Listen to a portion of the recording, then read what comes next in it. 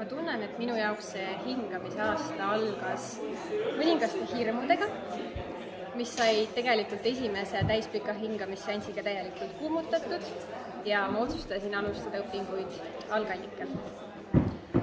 Ma nüüd paari sõnaga mainin sellest kogemusest, mis aasta jooksul juhtus minuga ja minu elus.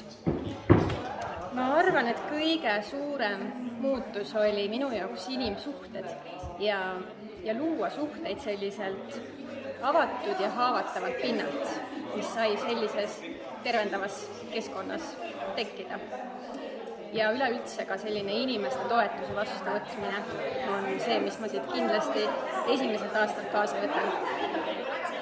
Ja ma arvan, et igaüks saab siit algallika aastat seda, mida tema elus on kõige rohkem vaja.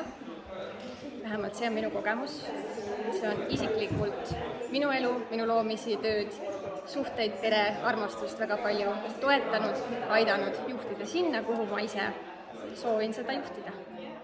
Ja ühtlasi kogenud ka veidi võib-olla spirituaalsemas võtmes, kuidas iganes keegi seda defineerib, sellist reaalsuse ülest toetust. Aitäh!